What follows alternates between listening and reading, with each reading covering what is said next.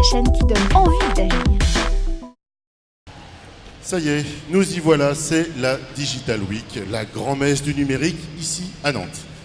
Ah, le numérique, cette nouvelle religion plutôt récente dans l'histoire de l'humanité et qui dit religion évidemment dit prophète. Qui ne connaît pas les Bill Gates, Steve Jobs et autres Mark Zuckerberg. Et dans cet évangile digital, bien évidemment, il y a les apôtres de la bonne parole numérique, j'ai nommé les geeks.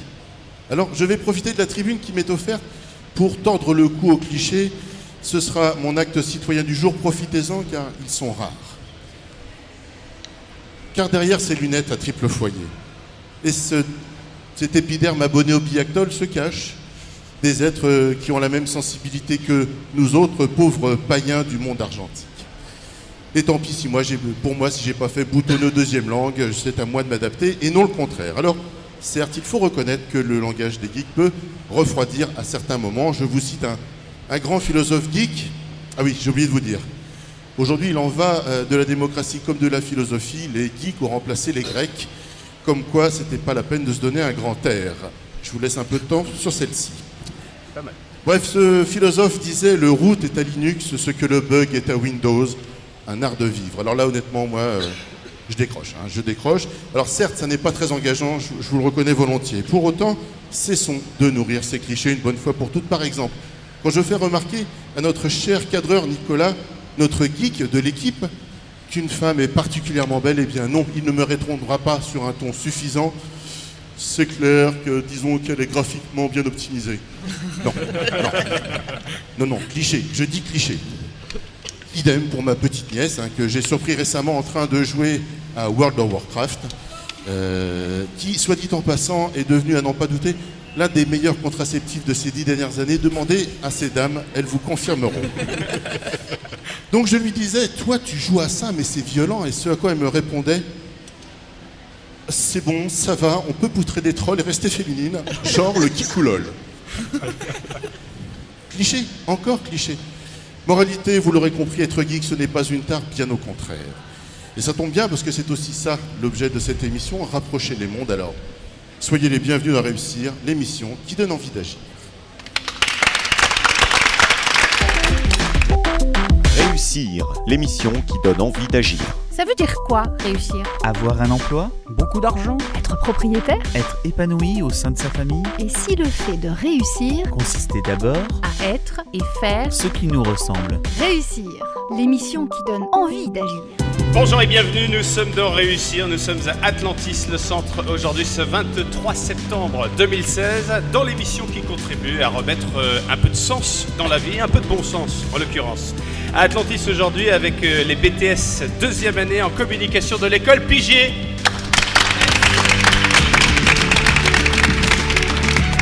Avec en l'occurrence Jessie, Alicia, Léa, Margot, Caroline, Sarah, Ophélie, Aurélien, Clarisse et Mélissa. Bonjour et bienvenue, merci de nous rejoindre dans cette belle aventure que constitue Réussir.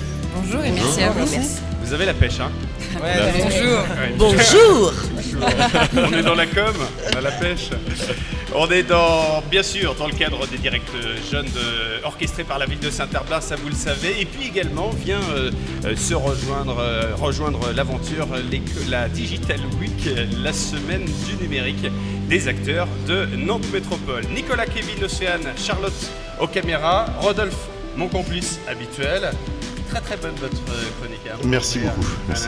Vous avez un vrai don pour l'écriture. Et puis, c'est une femme de radio et aussi une femme de commerce, d'industrie, de création d'entreprise et aussi, bien sûr, de numérique. Cécile Préfol nous rejoint dans l'aventure. Bienvenue, Cécile. Merci, bienvenue. Ça fait plaisir de vous revoir à la radio, si je puis dire.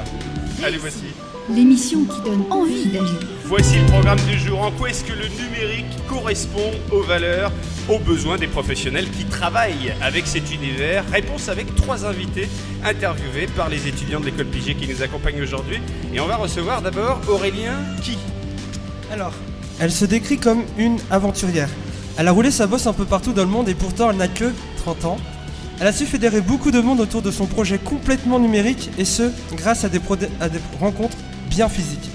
Parmi les mots-clés pour la décrire, nous dirions aventure, partage, courage, entre autres.